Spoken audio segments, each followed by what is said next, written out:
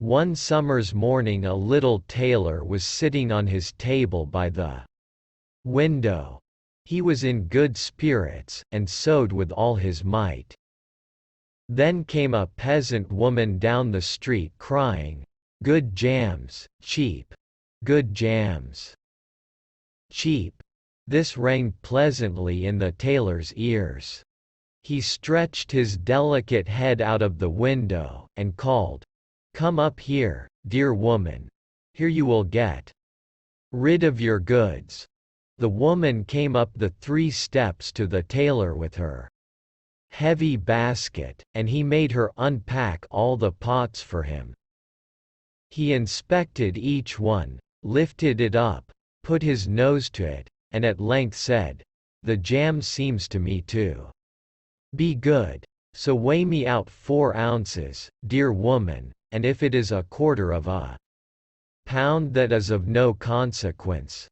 The woman, who had hoped to find a good sale, gave him what he desired, but went away quite angry and grumbling. "Now, this jam shall be blessed by God," cried the little tailor, "and give me health and strength." So he brought the bread out of the cupboard, cut himself a piece right across the loaf and spread the jam over it. "This won't taste bitter," said he, "but I will just finish the jacket before I take a bite." He laid the bread near him, sewed on, and in his joy, made bigger and bigger stitches. In the meantime the smell of the sweet jam rose to where the flies were sitting in great numbers, and they were attracted and descended on it in "Hi! Who invited you?" said the little tailor, and drove the unbidden guests away. The flies, however, who understood no German, would not be turned away, but came back again in ever-increasing companies. The little tailor at last lost all patience, and drew a piece of cloth from the hole under his work-table, and, saying, "Wait, and I will give it to you," struck it mercilessly on them. When he drew it away and counted, there lay before him no fewer than 7, dead, and with legs stretched out. "Are you a fellow of that sort?" said he, and could not help admiring his own bravery. "The whole town shall know of this." And the little tailor hastened to cut himself a girdle, stitched it, and embroidered on it in large letters, 7 at one stroke. "What, the town?" he continued, "the whole world shall hear of it." And his heart wagged with joy like a lamb's tail. The tailor put on the girdle, and resolved to go forth into the world, because he thought his workshop was too small for his valor. Before he went away, he sought about in the house to see if there was anything which he could take with him. However, he found nothing but an old cheese, and that he put in his pocket. In front of the door he observed a bird which had caught itself in the thicket. It had to go into his pocket with the cheese. Now he took to the road boldly, and as he was light and nimble, he felt no fatigue. The road led him up a mountain, and when he had reached the highest point of it, there sat a powerful giant looking peacefully about him. The little tailor went bravely up, spoke to him, and said, "Good day, comrade. So you are sitting there, overlooking the wide-spread world. I am just on my way thither, and want to try my luck. Have you any inclination to go with me?"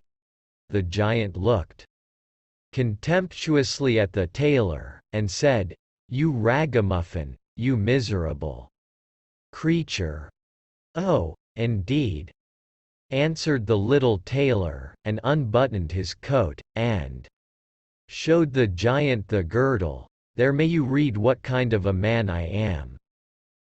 The giant read 7 at one stroke, and thought that they had been men whom the tailor had killed, and began to feel a little respect for the tiny fellow.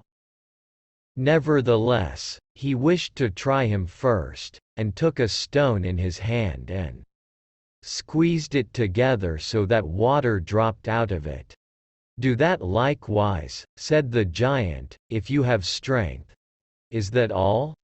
said the tailor. "That is child's play with us," and put his hand into his pocket, brought out the soft cheese, and pressed it until the liquid ran out of it.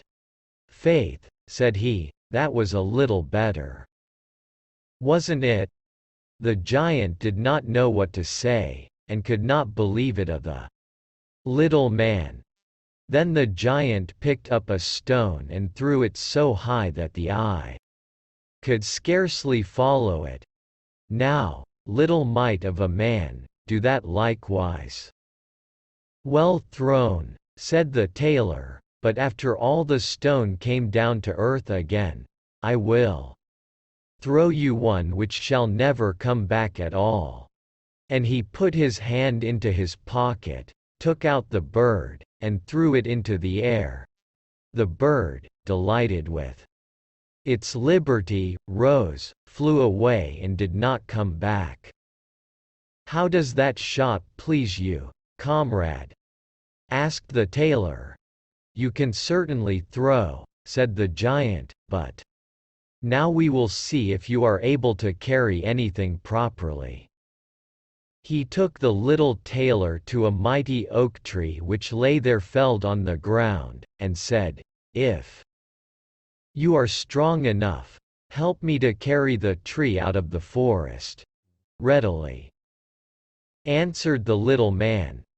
"Take you the trunk on your shoulders, and I will raise up the branches and twigs. After all, they are the heaviest." The giant took the trunk on his shoulder, but the tailor seated himself on a branch, and the giant, who could not look round, had to carry away the whole tree, and the little tailor into the bargain. He behind, was quite merry and happy, and whistled the song. 3 tailors rode forth from the gate, as if carrying the tree were child's play. The giant, after he had dragged the heavy burden part of the way, could go no further, and cried, "Hark you! I shall have to let the tree fall." The tailor sprang nimbly down, seized the tree with both arms as if he had been carrying it, and said to the giant, "You are such a great fellow, and yet cannot even carry the tree." They went on together, and as they passed a cherry tree, the giant laid hold of the top of the tree where the ripest fruit was hanging, bent it down, gave it into the tailor's hand, and bade him eat. But the little tailor was much too weak to hold the tree, and when the giant let it go, it sprang back again, and the tailor was tossed into the air with it. When he had fallen down again without injury, the giant said, "What is this? Have you not strength enough to hold the weak twig?" "There is no lack of strength," answered the little tailor. "Do you think that could be anything to a man who has struck down 7 at one blow? I leapt over the tree because the huntsmen are shooting down there in the thicket. Jump as I did, if you can do it." The giant made the attempt, but he could not get over the tree, and remained hanging in the branches, so that in this also the tailor kept the upper hand. The giant said, "If you are such a valiant fellow, come with me into our cavern and spend the night with us." The little tailor was willing, and followed him. When they went into the cave, other giants were sitting there by the fire. And each of them had a roasted sheep in his hand and was eating it. The little tailor looked round and thought, "It is much more spacious here than in my workshop."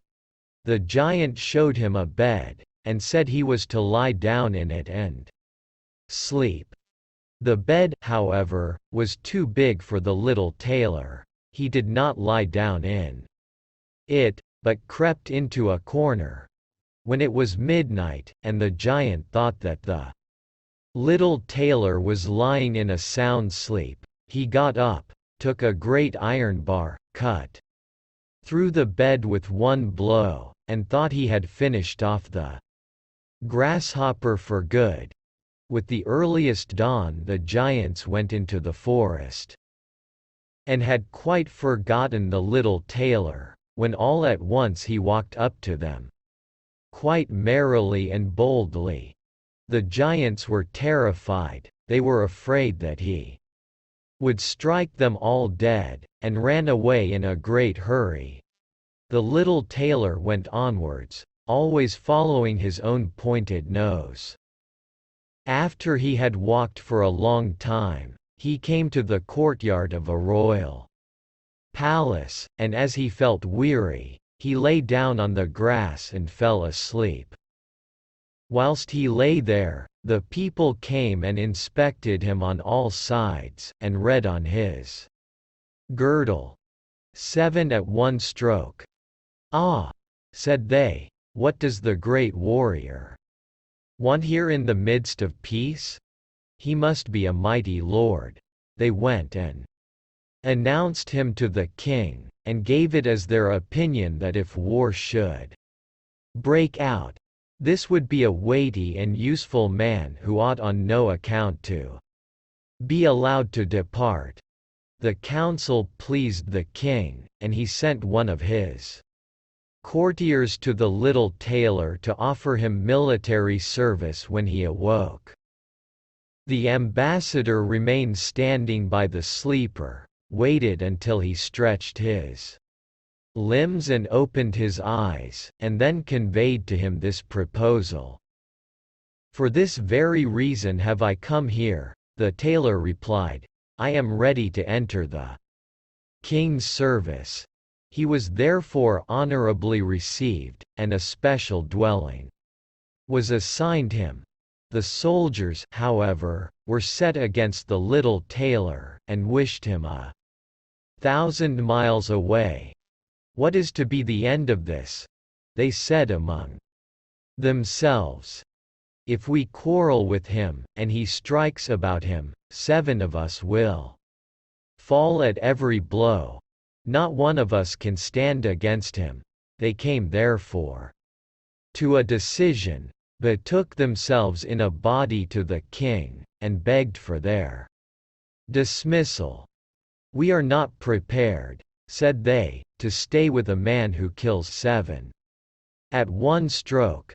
The king was sorry that for the sake of one he should lose all his faithful servants, wished that he had never set eyes on the tailor, and would willingly have been rid of him again, but he did not venture to give him his dismissal, for he dreaded lest he should strike him and all his people dead, and place himself on the royal throne.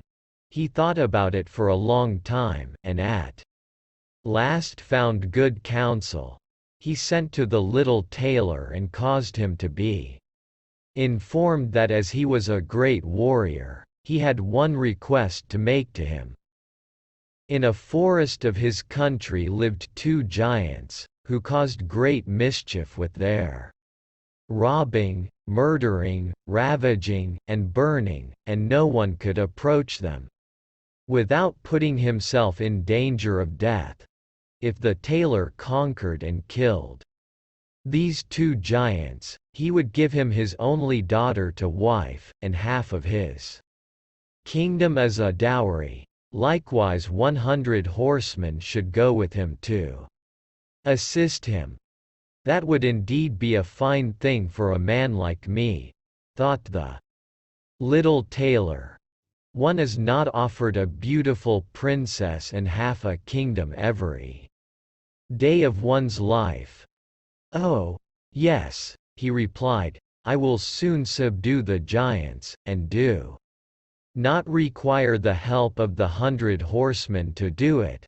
He who can hit 7 with one blow has no need to be afraid of 2. The little tailor went forth, and the 100 horsemen followed him. When he came to the outskirts of the forest, he said to his followers, just stay waiting here, I alone will soon finish off the giants. Then he bounded into the forest and looked about right and left. After a while he perceived both giants. They lay sleeping under a tree, and snored so that the branches waved up and down. The little tailor, not idle, gathered 2 pockets full of stones, and with these climbed up the tree. When he was halfway up, he slipped down by a branch, until he sat just above the sleepers, and then let one stone after another fall on the breast of one of the giants. For a long time the giant felt nothing. But at last he awoke, pushed his comrade, and said, Why are you knocking me? You must be dreaming, said the other. I am not knocking you. They laid themselves down to sleep again, and then the tailor threw a stone down on the second. What is the meaning of this? Cried the other. Why are you pelting me? I am not pelting you, answered the first, growling. They disputed about it for a time, but as they were weary they let the matter rest, and their eyes closed once more. The little tailor began his game again, picked out the biggest stone, and threw it with all his might on the breast of the first giant. That is too bad, cried he, and sprang up like a madman, and pushed his companion against the tree until it shook. The other paid him back in the same coin, and they got into such a rage that they tore up trees and belabored each other so long, that at last they both fell down dead on the ground at the same time. Then the little tailor leapt down.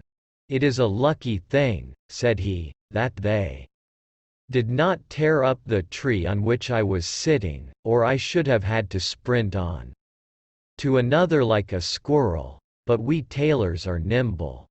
He drew out his sword and gave each of them a couple of thrusts in the breast, and then went out to the horsemen and said, The work is done. I have finished both of them off. But it was hard work. They tore up trees in their sore need, and defended themselves with them, but all that is to no purpose when a man like myself comes. Who can kill 7 at one blow? But are you not wounded? Asked the horseman. You need not concern yourself about that, answered the tailor. They have not bent one hair of mine. The horseman would not believe him, and rode into the forest. There they found the giants swimming in their blood, and all round about lay the torn-up trees. The little tailor demanded of the king the promised reward. He, however, repented of his promise, and again bethought himself how he could get rid of the hero. Before you receive my daughter, and the half of my kingdom, said he to him, you must perform one more heroic deed. In the forest roams a unicorn which does great harm, and you must catch it first. I fear one unicorn still less than 2 giants.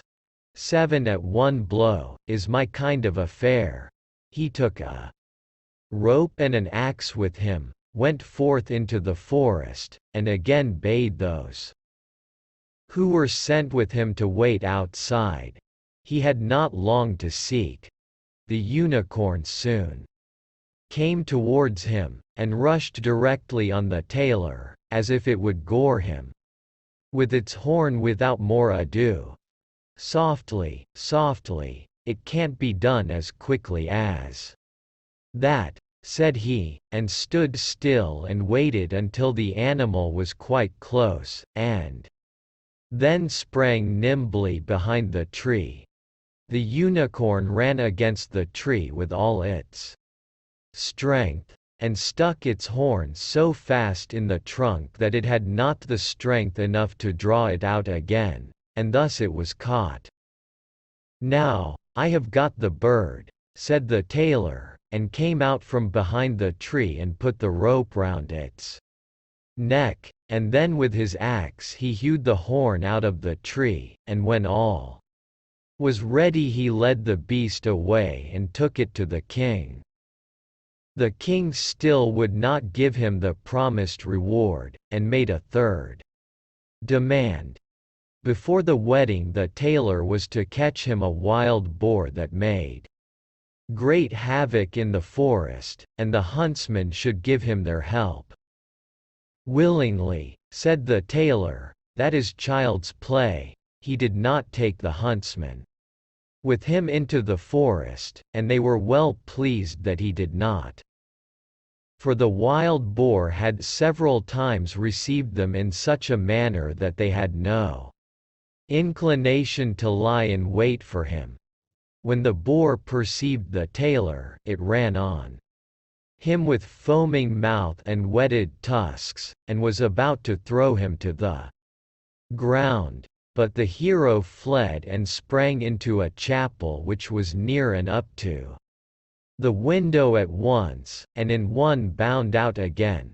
The boar ran after him, but the tailor ran round outside and shut the door behind it, and then the raging beast, which was much too heavy and awkward to leap out of the window, was caught.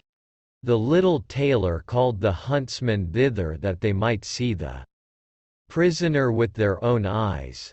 The hero, however, went to the king, who was now, whether he liked it or not, obliged to keep his promise, and gave his daughter and the half of his kingdom.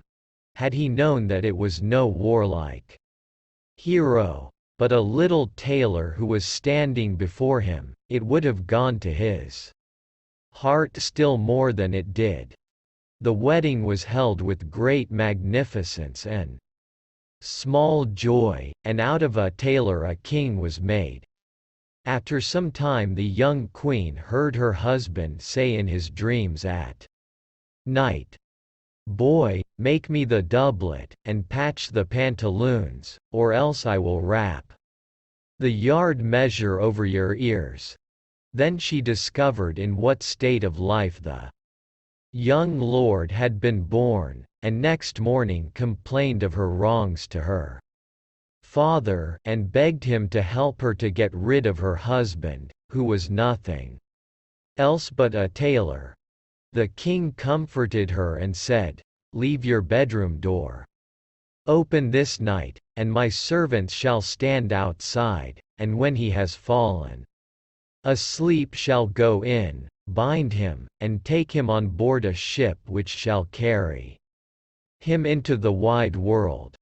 The woman was satisfied with this, but the king's armor-bearer, who had heard all, was friendly with the young lord, and informed him of the whole plot. "I'll put a screw into that business," said the little tailor. At night he went to bed with his wife at the usual time, and when she thought that he had fallen asleep, she got up, opened the door, and then lay down again. The little tailor, who was only pretending to be asleep, began to cry out in a clear voice, "Boy, make me the doublet and patch me the pantaloons, or I will wrap the yard measure over your ears." I smote 7 at one blow. I killed 2 giants. I brought away 1 unicorn, and caught a wild boar, and am I to fear those who are standing outside the room?" When these men heard the tailor speaking thus, they were overcome by a great dread, and ran as if the wild huntsmen were behind them, and none of them would venture anything further against him. So the little tailor was and remained a king to the end of his life.